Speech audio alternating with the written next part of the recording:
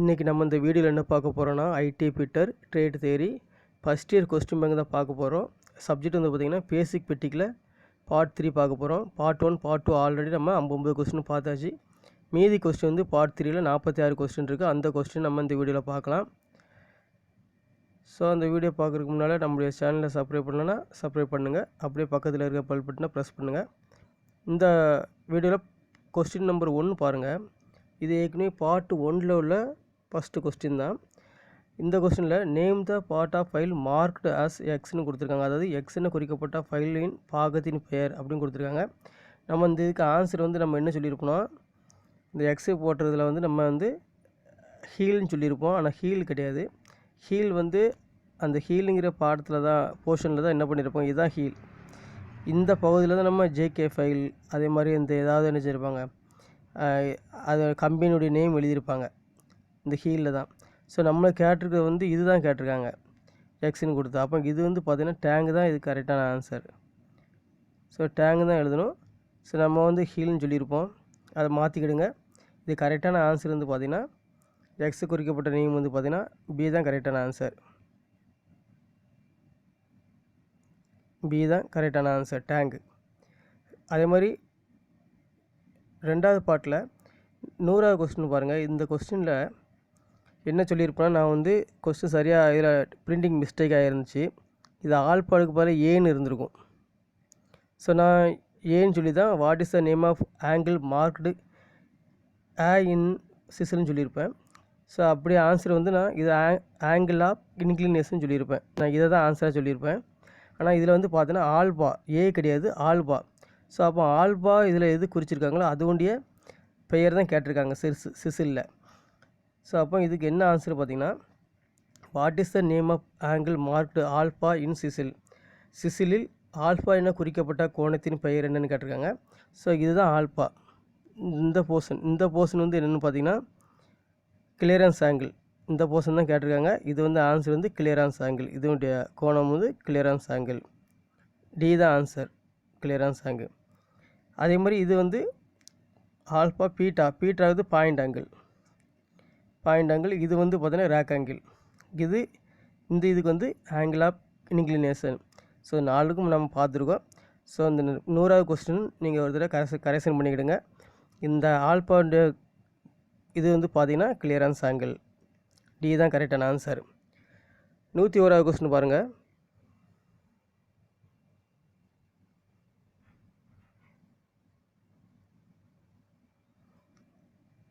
which chisel is used for cutting curved grooves அப்படின்னு கொடுத்துருக்காங்க. வளைந்த பள்ளங்களை வெட்டுவதற்கு எந்த சிசில் பயன்படுகிறதுன்னு கேட்டிருக்காங்க. வளைந்த பள்ளங்களை வெட்டுவதற்கு எந்த சிசில் பயன்படுகிறதுனா கால்ஃப் round nose chisel. Option D தான் கரெக்டான ஆன்சர். 102வது கொஸ்டின் பாருங்கள். What is the weight of hammer used for marking purpose. மார்க்கிங் நோக்கத்துக்காக பயன்படுத்தப்படும் ஹேமரின் எடை என்னன்னு கேட்டிருக்காங்க. இது என்ன மார்க்கிங் பர்பஸுக்குன்னு என்ன ஹேமருடைய எடை இருக்குன்னு பார்த்தீங்கன்னா 250 கிராம். ஸோ ஆன்சர் பி தான் கரெக்டான ஆன்சர், 250 கிராம். 103வது கொஸ்டின் பாருங்கள்.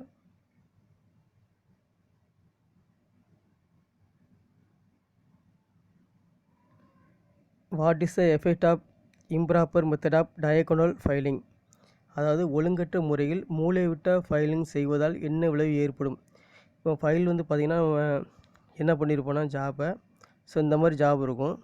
நம்ம ஃபைல் வச்சு இப்படி தான் தேய்ச்சிருப்போம், இப்படி தேய்ப்போம், அதே மாதிரி இப்படி போகும்.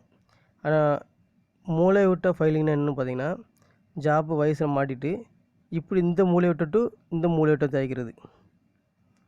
ஸோ அப்போ இந்த மூளை விட்டு இந்த மூளை விட்டு தேய்க்கும்போது என்ன நடக்குன்னா, ஸோ ப்ராப்பராக பண்ணலை அப்படின்னு பார்த்தீங்கன்னா அந்த ஜாப் மேலே கோடாக விடும், கீறல் மாதிரி ஏற்படும். ஸோ ஆன்சர் வந்து பார்த்தீங்கன்னா கிராச்சஸ் ஆன் த சர்ஃபேஸ், மேற்பரப்பு மீது கீறுகள் ஏற்படும். இதுதான் பி தான் ஆன்சர். மிச்சப்படி இந்த இதை ஏ கொடுத்துருப்பாங்க ஆன்சர். புக்கில் வந்து நம்ம நிமிட புக்கில் ஆன்சர் கொஸ்டின் பேங்கில் வந்து ஏ கொடுத்துருப்பாங்க. ஏயும் டியும் ஒரே மாதிரி தான் இருக்கும். ஸோ கரெக்டான ஆன்சர் வந்து பார்த்திங்கன்னா பி தான் கரெக்டான ஆன்சர். 104வது கொஸ்டின் பாருங்கள்.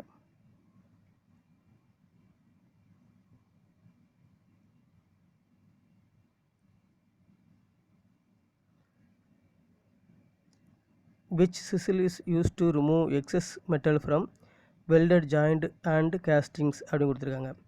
வெல்டட் இணைப்பு மற்றும் கேஸ்டிங்கிலிருந்து அதிக உலோகத்தை நீக்குவதற்கு எந்த சிசில் பயன்படுகிறது? அப்புறம் உலோகத்தை நீக்குவதற்கு எந்த சிசில் அதிகமாக, அதாவது கேஸ்டிங், வெல்டட் ஜாயிண்ட். இந்த வெல்டட் ஜாயிண்ட்டும் கேஸ்டிங்லேருந்து உலோகத்துக்கு அதிகமாக நீக்கினா பிளாட் சிசில் தான். ஆப்ஷன் ஏ தான் கரெக்டான ஆன்சர், பிளாட் சிசில். 105வது கொஸ்டின் பாருங்கள்.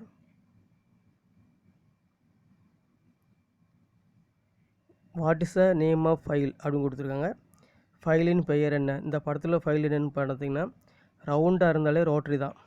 ரவுண்டு ஷேப்பாக இருந்துச்சு அப்படின்னா அது ரோட்ரி. அப்போ ரோட்ரி ஃபைல். ஆப்ஷன் ஏ தான் கரெக்டான answer.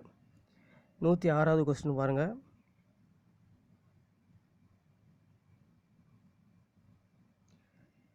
Y chalk is applied on the face of the file அப்படின்னு கேட்டிருக்காங்க. அதாவது ஃபைலின் பேஸின் மீது சாக் ஏன் தடவப்படுகிறது? சாக் பீஸ் வந்து நம்ம ஃபைலில் தடவுவோம். அது எதுக்குன்னு கேட்டிருக்காங்க. எதுக்கு நம்ம ஃபைலில் வந்து சாக் பீஸ் தடவுவோம்னா, ஒன்று அதில் பரு இருக்கிறது ரிமூவ் பண்ணது, ரெண்டாவது பரு அதில் லாக் ஆகிடுச்சுன்னா ஃபைல் வந்து பளபளப்பாயிரும். அப்போ அந்த சொரசொரப்பு தன்மை கிடைக்காக என்ன செய்கிறோம், நம்ம வந்து ஃபைல் மேலே சாக் பீஸ் தடவுறோம். ஸோ இதுக்கு எதுக்காக சாக் பீஸ் தடவுனா, பின்னிங்க, அதாவது பளபளப்பாக இருக்குன்னா ஃபைல் மேலே கட் எடுக்காது. அப்போ அதுக்கு பேர் வந்து பின்னிங் சொல்லுவோம். அந்த பின்னிங்கை குறைப்பதற்கு தான் நம்ம சாக் பீஸ் தடவுறோம். அப்போ இதுக்கு ஆன்சர் சி தான், பின்னிங்கை குறைப்பதற்கு. To reduce penetration and pinning. C தான் ஆன்சர். 107வது கொஸ்டின் பாருங்கள்.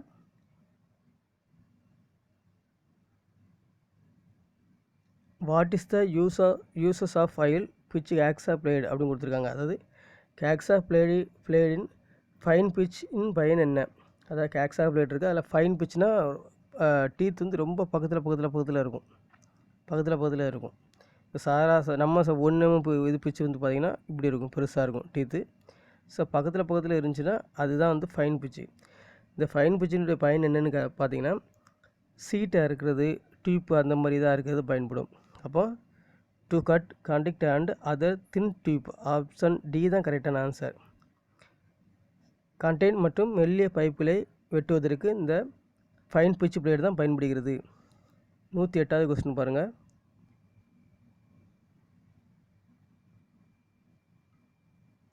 Calculate the tap drill size for M10 into 1.25.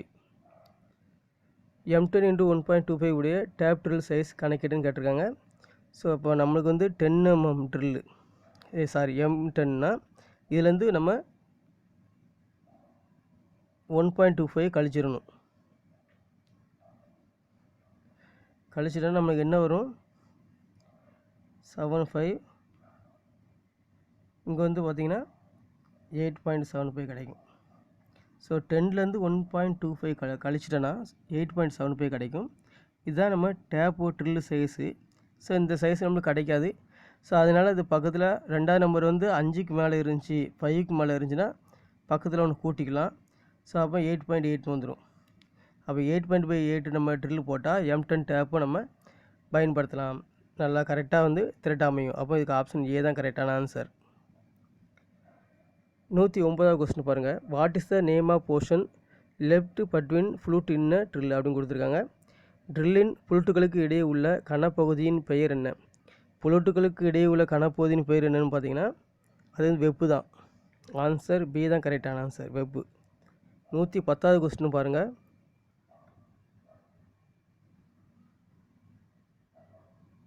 What is the reading of vernier bevel protractor அப்படின்னு கொடுத்துருக்காங்க. வெர்னியர் பெவல் ப்ரொடக்டரின் அளவீடு என்ன? இதில் வந்து ஒரு அளவு கொடுத்துருக்காங்க. ஸோ அதனுடைய அளவு என்னென்னு கேட்டிருக்காங்க. இப்போ இங்கே பாருங்கள், இந்த ஜீரோ லைன் வந்து எதுக்கு நேராக இருக்குன்னு பார்த்தீங்கன்னா, ஸோ ஏரா பாயிண்ட்டு இந்த பக்கம் போயிடுச்சுன்னா மைனஸ், ஜீரோலேருந்து இதுலேருந்து இந்த பக்கம் போயிடுச்சுன்னா ப்ளஸ்ஸு. ஸோ அப்போ நம்மளுக்கு இது 0+ நம்ம எடுத்துக்கணும். 0+ இந்த என்ன அளவோ அதை கூட்டிக்கணும். இப்போ 10னா 10 டிகிரி கூட்டிக்கணும். ஸோ இந்த சைடு மைனஸ், இந்த சைடு மைனஸ்னால் 180 டிகிரியிலேருந்து மைனஸ் இங்கே என்ன அளவு இருக்குன்னு பார்க்கணும். அப்போ நம்மளுக்கு 0லேருந்து இங்கே இந்த ஜீரோ கோடு, இந்த ஜீரோ கோட்லேருந்து நம்ம இந்த ஜீரோ கோடு எதில் இருக்குது பார்த்திங்கன்னா 22ல் இருக்குது. 22ல் இருக்குது.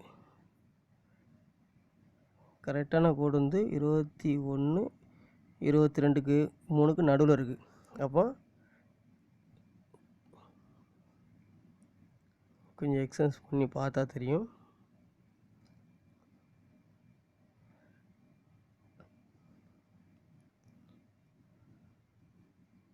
இப்போ எதில் இருக்குன்னு பார்த்தீங்கன்னா, இந்த 0 கோடு வந்து எதில் இருக்குன்னா 20, 21, 22க்கு நடுவில் இருக்குது. அப்போ 22க்கு நடுவில் இருந்துச்சு, தாண்டி இருந்துச்சுன்னா அப்போ 22 டிகிரி. 22 டிகிரி.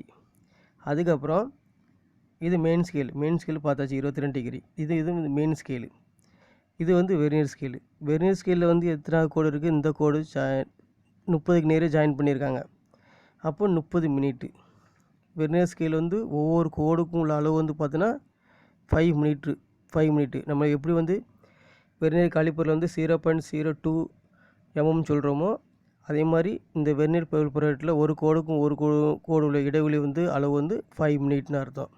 5 மினிட்டு. ஸோ இப்போ நம்மளுக்கு வந்து இதில் 30 மினிட்டும் கொடுத்தாச்சு.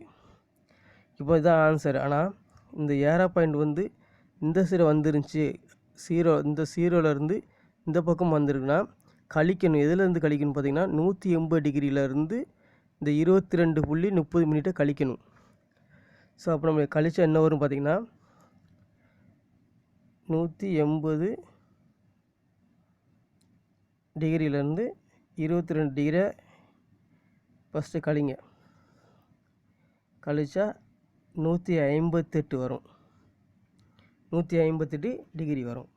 ஸோ இந்த 158 டிகிரியிலேருந்து இப்போ நம்ம என்ன செய்யணும்னா, இந்த 22 நம்ம கழிச்சா 158. இப்போ ஒரு 30 மினிட்டை நீங்கள் கழிங்க. ஸோ கழிச்சிட்டா 157.30 மினிட்னு வரும். அப்போ நம்மளுக்கு ஆன்சர் என்னன்னு பார்த்தீங்கன்னா,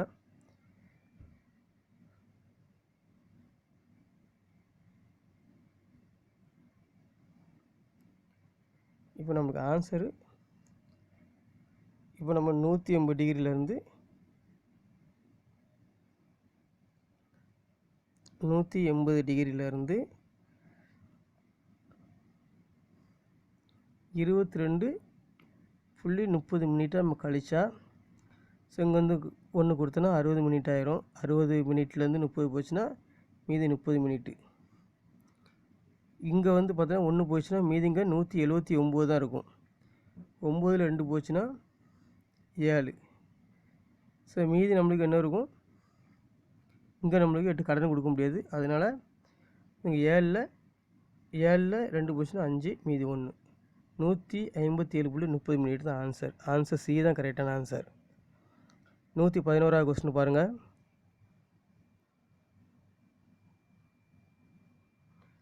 Which parts of outside micrometer ensure uniform pressure between the measuring surfaces? Outside மைக்ரோமீட்டரின் எந்த பாகம் அளக்கும் மேற்பரப்புகளுக்கு இடையே சீரான அழுத்தத்தை கொடுக்கிறது? மைக்ரோமீட்டருடைய சீரான அழுத்தத்தை கொடுக்கிறது, ப்ரெஷரை கொடுக்குறது பார்த்திங்கன்னா ரேச்சர் ஸ்டாப் தான். ஆப்ஷன் டி தான் கரெக்டான ஆன்சர், ரேச்சர் ஸ்டாப். 112வது கொஸ்டின் பாருங்கள்.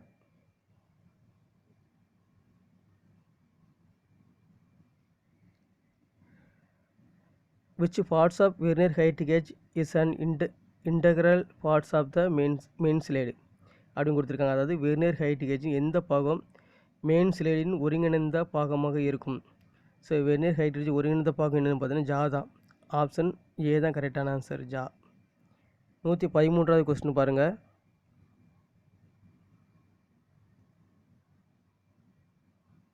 What is the principle of micrometer? அதாவது மைக்ரோமீட்டரின் தத்துவம் என்ன? மைக்ரோமீட்டர் எந்த தத்துவத்தில் செயல்படுது பார்த்தீங்கன்னா ஸ்க்ரூ அண்ட் நட்டு.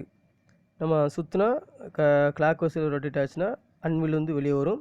அதே மாதிரி ஆண்டி கிளாக் வைஸில் சுற்றினோன்னா அன்வில் வந்து உள்ள பாப்பா வந்து ஸ்க்ரூ அண்ட் நட்டு மெத்தடில் தான் இது வந்து இதாகுது, ஸ்லைட் ஆகுது. வெர்னியர் காலிப்பரில் பார்த்திங்கன்னா ஸ்லைடிங் மெத்தட். நம்ம வந்து வெர்னியர் ஸ்கேலை வந்து நவுட்னா நவரும். ஸோ இப்படி போகிறது வந்து ஸ்லைடிங். நம்ம சுற்றினதுனால ஸ்பிண்டில் வெளியே வருது அப்படி பார்த்திங்கன்னா அது வந்து screw and nut method. Option B தான் கரெக்டான ஆன்சர். 114வது கொஸ்டின் பாருங்கள். How the wide range of depth can be measured by depth micrometer அப்படின்னு கொடுத்துருக்காங்க. டெப்த் மைக்ரோமீட்டரால் அதிக நீளமான ஆழத்தை எப்படி அளக்க முடியும் அப்படின்னா, ஸோ நம்மளுக்கு வந்து ஒரு அளவு கொஞ்சோண்டு அதிலே இருக்கும். டெப்த் மைக்ரோமீட்டரில் ஒரு ராடு இருக்கும், இந்த மாதிரி இருக்கும். ஸோ நம்ம எக்ஸ்டென்ஷன் ராடு வந்து பார்த்திங்கன்னா அதுலேயே பாக்ஸ்லேயே 5-6 பீஸ் கொடுத்துருப்பாங்க. இந்த பீஸை வந்து நம்ம சேஞ்ச் பண்ணி என்ன செஞ்சோன்னா அதிகமான ஆழத்தை அளக்கலாம் டெப்த் மைக்ரோமீட்டரில். ஸோ அப்போ எக்ஸ்டென்ஷன் ராடு இருந்தால் நம்ம அது பண்ணலாம். அப்போ இதுக்கு கரெக்டான ஆன்சர் என்ன பார்த்திங்கன்னா, equipped with a set of extension rod. இதை நம்ம தேவையான சைஸுக்கு ஏற்ற மாதிரி மாட்டிக்கிட்டு நம்ம அதிகமான ஆழத்தை அளக்கலாம். ஆப்ஷன் டி தான் கரெக்டான ஆன்சர். 115வது கொஸ்டின் பாருங்கள்.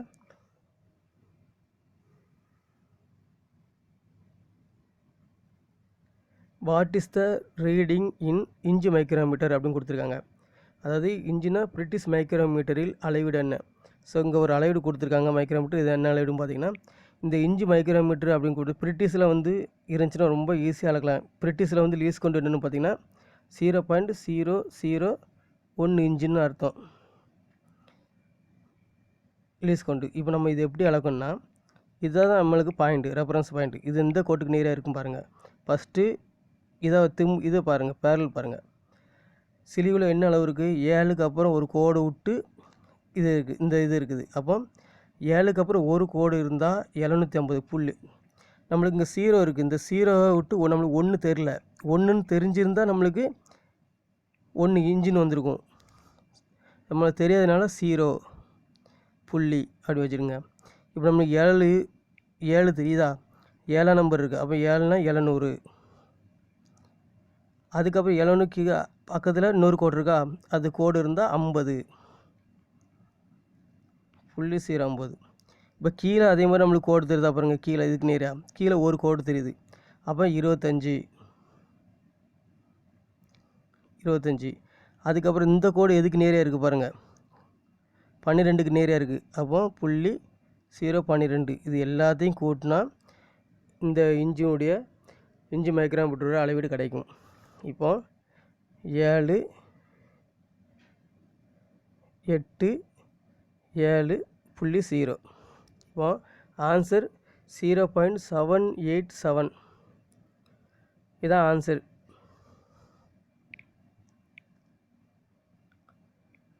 ஆன்சர் பி தான் கரெக்டான ஆன்சர். 115 கொஸ்டினுக்கு ஆன்சர் வந்து பிக்கு தான் 0.787 தான் ஆன்சர் கரெக்டு. 116 கொஸ்டின் பாருங்கள்.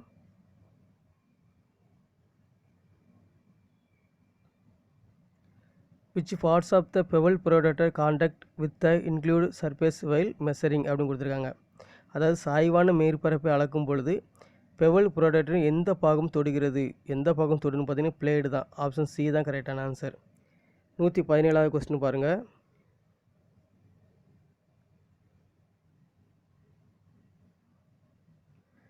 which parts in drilling machine is to achieve different speed. அதாவது ட்ரில்லிங் மிஷினில் வெவ்வேறு வேகத்தை பெறுவதற்கு எந்த பாகம் இருக்கிறது. நம்மளுக்கு ஸ்பீடு வந்து குறைக்கணும் அதிகரிக்கணும்னா நம்மளுக்கு ஸ்டெப்டு புள்ளி தான். ஆப்ஷன் சி தான் கரெக்டான ஆன்சர். 118வது கொஸ்டின் பாருங்கள்.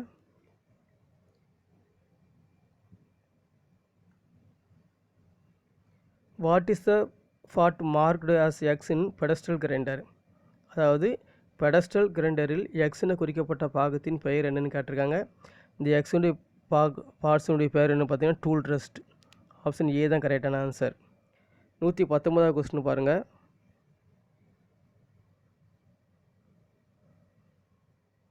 What is the name of file அப்படின்னு கேட்டிருக்காங்க. அதாவது ஃபைலின் பெயர் என்ன. இந்த ஃபைல் வந்து பார்த்தீங்கன்னா ரேப்ஸ்கட் ஃபைல் தான். அதாவது மீன் செதில் மாதிரி நினச்சியும் ஃபைல் மேலே இப்படி முள்ளாக இருக்கும். ஸோ இதுதான் நம்ம ரேப்ஸ்கட் ஃபைல்னு சொல்கிறோம். ஆப்ஷன் பி தான் கரெக்டான ஆன்சர். 120வது கொஸ்டின் பாருங்கள். What happen if the vice handle is over tighten அப்படின்னு கொடுத்துருக்காங்க. அதாவது வைஸ் ஹேண்டிலை அதிகமாக டைட் செய்தால் என்ன நிகழும். ஸோ அதிகமாக டைட் செய்தால் வந்து ஸ்பிண்டில் வந்து உடஞ்சிரும். ஸோ ஆப்ஷன் ஏ தான் கரெக்டான answer. Spindle may be damage. 121வது கொஸ்டின் பாருங்கள்.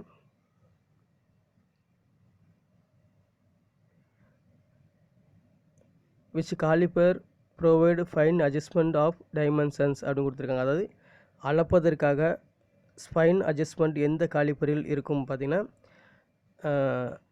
ஃபீம் ஜாயிண்ட் காலிப்பரில் இருக்காது, அதில் வந்து அட்ஜஸ்ட்மெண்ட் இருக்காது. ஸ்ப்ரிங் ஜாயிண்ட் காலிப்பரில் தான் ஃபைன் அட்ஜஸ்ட்மெண்ட் இது இருக்கும். அப்போ இது ஆப்ஷன் டி தான் கரெக்டான sir. Spring joint caliper option D. 122வது கொஸ்டின் பாருங்கள்.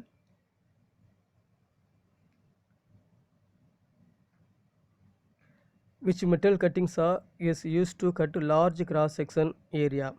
அதாவது அதிகமான குறுக்கு வெட்டு பரப்பை வெட்டுவதற்கு எந்த மெட்டல் கட்டிங் சா பயன்படுகிறது அப்படின்னு கொடுத்துருக்காங்க. ஸோ அதாவது மெட்டல் வந்து தடிசாக இருந்தால், ஸோ இந்த மாதிரி மெட்டல் வந்து நம்மளுக்கு திக்னஸ் அதிகமாக இருந்துச்சு, இந்த மாதிரி திக்னஸ் பெருசாக இருந்துச்சுன்னா நம்ம எந்த கட்டிங் சா யூஸ் பண்ணுவோம்னா சர்க்குலர் சா. ஆப்ஷன் சி தான் கரெக்டான ஆன்சர். 123வது கொஸ்டின் பாருங்கள். Why marking table are made of cast iron அப்படிங்க கொடுத்துருக்காங்க. ஏன் மார்க்கிங் டேபிள்கள் ஆனது கேஸ்ட் அயனால் தயாரிக்கப்படுகிறது? ஸோ கேஸ்ட் அயன் தான் பார்த்திங்கன்னா ஹீட்டை வந்து அது தானாலேயே குளிர் வைக்கும். ஸோ செல்ஃப் லூப்ரிகேட்டிங், தானாகவே வெயிட்டு கொள்ளும். ஆப்ஷன் ஏ தான் கரெக்டான ஆன்சர். 124வது கொஸ்டின் பாருங்கள்.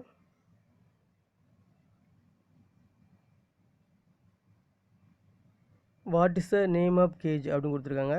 ஸோ அதாவது கேஜின் பெயர் என்ன? ஸோ இது என்னுடைய கேஜுன்னு பார்த்தீங்கன்னா இதுக்கு வந்து பெவல் அப்படின்னு சொல்லுவாங்க. பெவல் அல்லது பெவல் கேஜ், அவ்வளோதான். பெவல் கேஜ் ஆப்ஷன் ஏ தான் கரெக்டான ஆன்சர். பெவல்னு சொல்லலாம் அல்லது பெவல் கேஜ்னு சொல்லலாம். ஒருவேளை இது பக்கத்தில் இன்னொரு பிளேடு மாதிரி இருந்துச்சுன்னா யூனிவர்சல் பெவல் கேஜ். யூனிவர்சல் இதில் பிளேடு இருந்துச்சுன்னா 3 பிளேடாக இருந்தால் 2 பிளேடு இருந்தால் பெவல் அல்லது பெவல் கேஜ் தான். இப்போ ஆப்ஷன் ஏ தான் கரெக்டான ஆன்சர். 125வது கொஸ்டின் பாருங்கள்.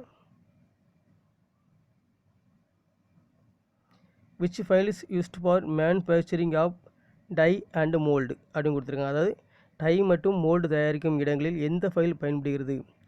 டை மற்றும் மோல்டு தயாரிக்கும் இடங்களில் எந்த ஃபைல் பயன்படுத்துகிறாங்கன்னு பார்த்தீங்கன்னா ரோட்ரி ஃபைல். ஆப்ஷன் ஏ தான் கரெக்டான ஆன்சர், ரோட்ரி ஃபைல். 126வது கொஸ்டின் பாருங்கள்.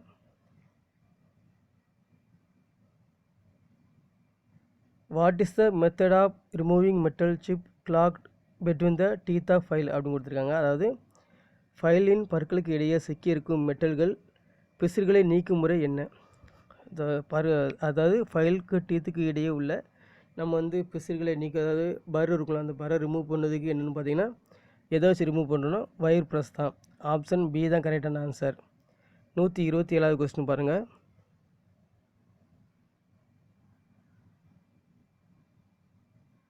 which device is used for holding small work that required filing or drilling? அதாவது ஃபைலிங் அல்லது ட்ரில்லிங் செய்ய தேவைப்படும் சிறிய பனிப்பொருளை பிடிக்க எந்த வயசு பயன்படுகிறது? சிறிய பனிப்பொருளை பிடிக்க எந்த வயசு பயன்படுகிறது? ட்ரில்லிங்லேயும் ஃபைல் பண்ணும்போதுனா பார்த்தீங்கன்னா டூல் மேக்கர் வயசு தான். ஆப்ஷன் டி தான் கரெக்டான ஆன்சர். 128வது கொஸ்டின் பாருங்கள். which hacksaw blade is used for cutting along curved line அப்படின்னு கேட்டிருக்காங்க. அதாவது வளைவான கோட்டில் வெட்டுவதற்கு எந்த ஹேக்ஸா பிளேடு பயன்படுகிறது அப்படின்னு பார்த்தீங்கன்னா, ஸோ நம்ம வளைஞ்சு கட் பண்ணணும் ஒரு ஜாப்பை வந்து, இந்த ஒரு ஜாப் இருக்குது. ஸோ இந்த மாதிரி வளைஞ்சு கட் பண்ணணும்னு பார்த்தீங்கன்னா ஃப்ளெக்சிபிள் பிளேடு தான் பயன்படுத்துவாங்க. இப்போ ஆப்ஷன் சி தான் கரெக்டு, ஃப்ளெக்சிபிள் பிளேடு. 129வது கொஸ்டின் பாருங்கள்.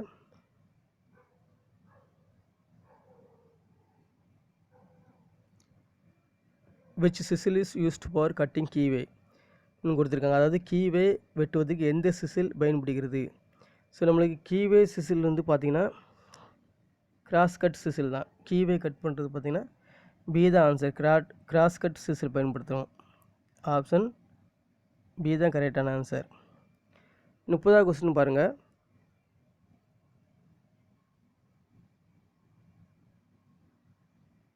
Name the part marked X in hammer. அதாவது ஹேமரில் எக்ஸ்னு குறிக்கப்பட்ட பாகத்தின் பெயர் என்ன பார்த்தீங்கன்னா இது வந்து நம்மளுக்கு பீன்னு சொல்லுவோம். ஆப்ஷன் ஏ தான் கரெக்ட், பால் பீன். ரவுண்டாக இருந்தால் பால் பீன்னு சொல்லுவோம். ஸோ 131வது கொஸ்டின் பாருங்கள். What is the purpose of crowning on the cutting edge of chisel? அதாவது சிசிலின் கட்டிங் எட்ஜின் மீது வளைந்திருப்பது நோக்கம் என்ன அப்படின்னு பார்த்தீங்கன்னா, ஸோ எதுக்காக வந்து நம்ம சிசில் வந்து எப்படி இருக்கும் பார்த்திங்கன்னா இந்த மாதிரி வந்து அதுக்கப்புறம் ஒரு இப்படி போகும். அப்போ இந்த இடத்துல வளைஞ்சிருக்கும். ஸோ டேரெக்டாக இப்படி போகாது, இப்படி ஊச்சா இருக்காது, நேரே ஊச்சா வந்து கடைசியில் நம்மளுக்கு நினச்சியும் இப்படி ஒரு கட்டு வரும். அது எதுக்காக அந்த மாதிரி இருக்குன்னா, ஜாப்குள்ளே வந்து நம்ம அந்த கட்டிங் எட்ஜ் வந்து உள்ளே போயிடக்கூடாது.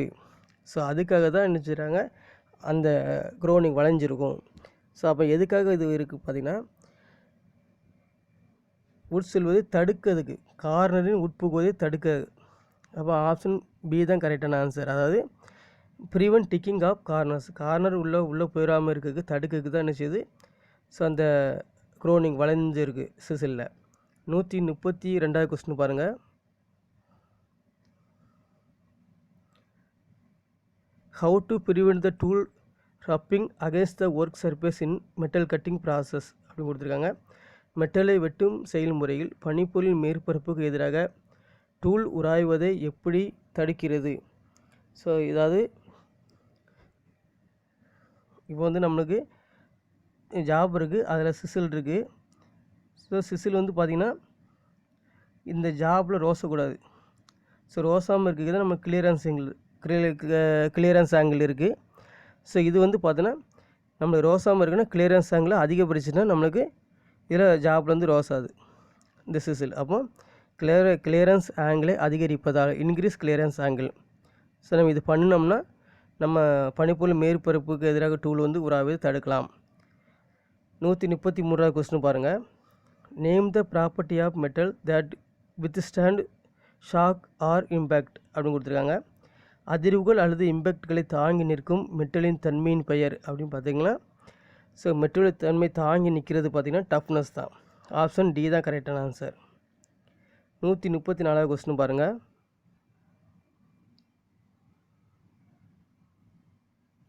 which parts is measuring pace fitted to the frame of outside micrometer.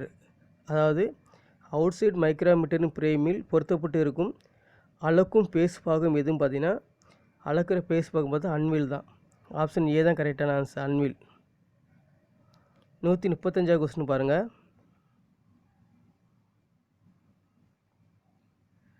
What is the name of மைக்ரோமீட்டர்னு கொடுத்துருக்காங்க. இது ஒரு மைக்ரோமீட்டர் படம் இருக்குது, அது என்ன மைக்ரோமீட்டர்னு பாருங்கள். அதான் கொஸ்டினில் கேட்டிருக்காங்க.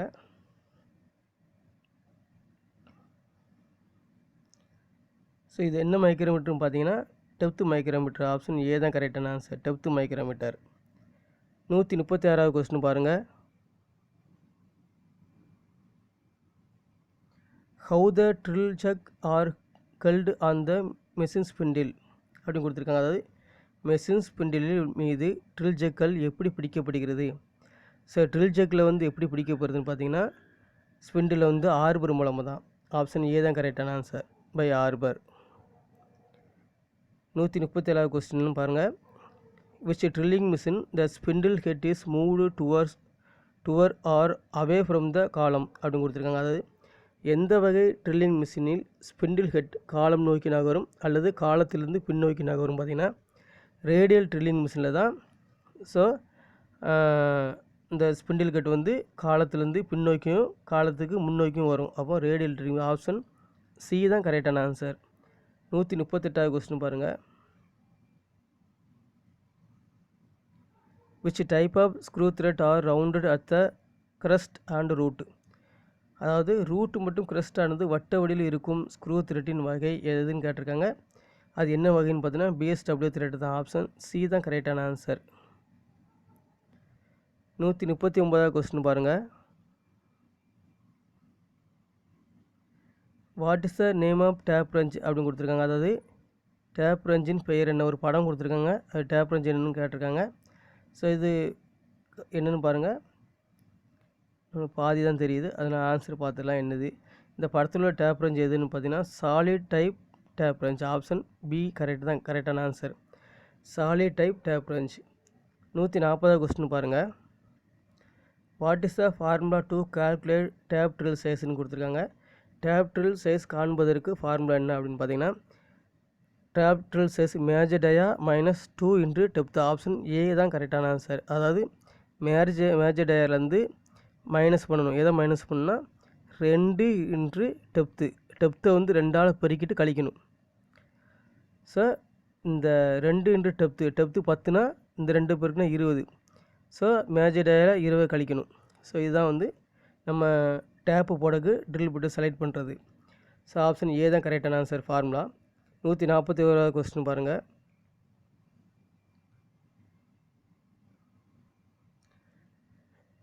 Which activity causes excessive wear and chattering of drill bit while drilling? அதாவது ட்ரில்லிங் செய்யும் பொழுது ட்ரில் பிட் உடைவதற்கும் மற்றும் அதிகமாக தேய்மானம் ஆவதற்கும் காரணமான செயல்பாடு எதுவும் கேட்டிருக்காங்க. ஸோ நம்ம ட்ரில் போட்டு தான் ட்ரில் பிட் உடையுது அல்லது அதிகமாக ட்ரில் பிட் வந்து தேய்மானம் அடையுது. இது எதுக்குன்னு பார்த்தீங்கன்னா ஃபீட் ரேட் வந்து ஸ்லோவாக இருந்துச்சுன்னா தான் இது இந்த மாதிரி நடக்கும். ஸோ ஆப்ஷன் பி தான் கரெக்டான answer. Too slow speed rate. 142வது கொஸ்டின் பாருங்கள். What is the reading of vernier caliper with inch graduation? அதாவது பிரிட்டிஷ் மதிப்பீட்டில் வெர்னியர் காலிப்பரின் அளவீடு என்னன்னு கேட்டிருக்காங்க. இந்த பிரிட்டிஷ் அளவீடு வந்தாலே ரொம்ப ஈஸியாக நம்ம கண்டுபிடிச்சிடலாம். ஸோ நம்ம பாருங்கள், இந்த இது இப்போ நம்மளுக்கு இங்கே 2 இருக்குது. அப்போ நம்மளுக்கு இங்கே ஒன்று தாண்டி தான் இந்த அளவு வந்திருக்கு. அப்போ 1 தாண்டி வந்துச்சுன்னா ஃபஸ்ட் நம்ம 1 புள்ளி. ஸோ நம்ம லீஸ் கொண்டு வந்து தெரியும் என்ன வெர்னியர் காலிப்பர் லீஸ் கொண்டு வந்தது 0.001 இன்ச்சுன்னு சொல்லுவோம் நம்ம. ஸோ இதான் லீஸ் கவுண்ட், குறைஞ்சபட்ச லீஸ் கவுண்ட். அப்போ நம்மளுக்கு இங்கே ரீடிங் பார்க்கும்போது என்ன வருது பார்த்தீங்கன்னா, ஸோ இங்கே நம்மளுக்கு 1 இருக்குது, இங்கே 2 இருக்குது. அப்போ 1க்கு 2க்கு நடுவில் இருந்துச்சுன்னா மெயின் ஸ்கேல் வந்து 1.30 போட்டுக்கணும். 1.30. அதுக்கப்புறம் இந்த 0 கோடு எதுக்கு தாண்டி நிற்கின்னு பாருங்கள். எதை தாண்டி நிற்கினா இங்கே 4க்கும் 5க்கும் நடுவில் இருக்குது. இப்போ 4க்கும் 5க்கும் நடுவில் இருந்துச்சுன்னா நம்மளுக்கு என்ன வரும் 450. ஸோ இந்த 4 பக்கத்து கோடு உள்ளே இருந்துச்சுன்னா 400. ஸோ இந்த நடுவில் இருந்து இந்த கோடு பார்த்திங்கன்னா 4க்கு 5க்கும் உள்ள கோடு ஒரு நடுவில் ஒரு கோடு இருக்குது. இந்த கோடு தாண்டி இருக்கிறதுனால நம்ம 450.450. அதுக்கப்புறம் மெயின் ஸ்கேல் ரீடிங். இந்த 2 மெயின் ஸ்கேல் ரீடிங். பெரிய அளவு 1 தாண்டி இருக்கா, 0 தாண்டி இருந்தால் 0 வரும்.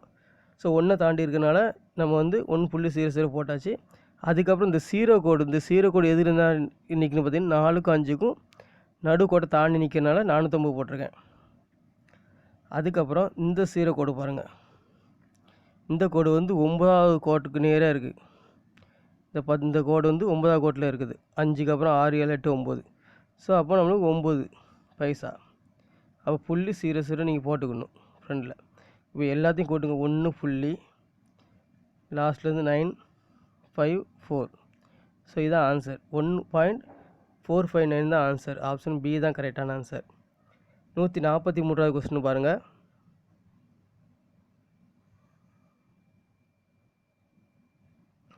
Which parts of combination set is used to mark and check angle of 90 degree and 45 degree கொடுத்துருக்காங்க. அதாவது 45 டிகிரி மற்றும் 90 டிகிரி கோணத்தை சரிபார்க்க மற்றும் மார்க் செய்ய காம்பினேஷன் செட்டின் எந்த பாகம் பயன்படுகிறது பார்த்தீங்கன்னா ஸ்கொயர் கட்டு தான்.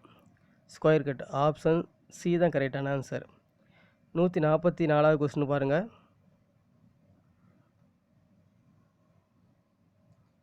Why ribs are provided in the angle plate? அதாவது ஆங்கிள் பிளேட்டு ரிப்ஸ் இருப்பது ஏன்னு கேட்டிருக்காங்க. ஆங்கிள் பிளேட்டில் ரிப்ஸ் எதுக்கு இருக்குது பார்த்தீங்கன்னா அதாவது விலகலை தடுப்பதற்கு, ப்ரிவென்ட் டிஸ்டர்ஷன், விலகலை தடுக்க. ஆப்ஷன் பி தான் கரெக்டான ஆன்சர். ப்ரிவென்ட் டிஸ்டர்ஷன் தான் ஆன்சர். 145வது கொஸ்டின் பாருங்கள்.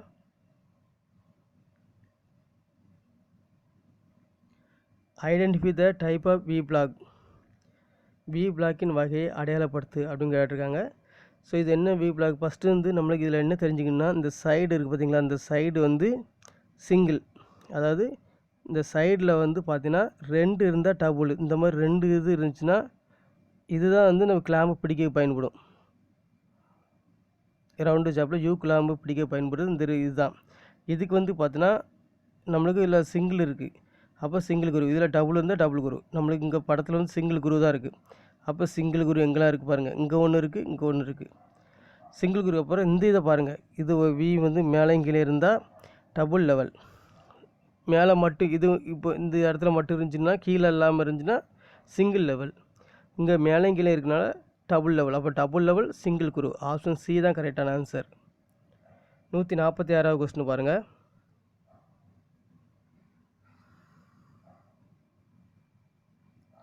How much carbon content of steel is forgeable அப்படின்னு கொடுத்துருங்க. அதாவது ஃபோர்ஜிங் செய்யக்கூடிய ஸ்டீலில் கார்பன் எவ்வளோ இருக்க வேண்டும் அப்படின்னா, ஸோ ஃபோர்ஜிங்னா என்னென்னு பார்த்தீங்கன்னா, நம்ம ஒரு இரும்பை வந்து ரவுண்டாக இருக்க ஒரு ராடு, அதை நம்ம நல்லா ஹீட் பண்ணி ஸ்கொயராக மாற்றுறோம்ல, ஸ்கொயராக மாற்றுற அதுக்கு பேர் தான் ஃபோர்ஜிங்.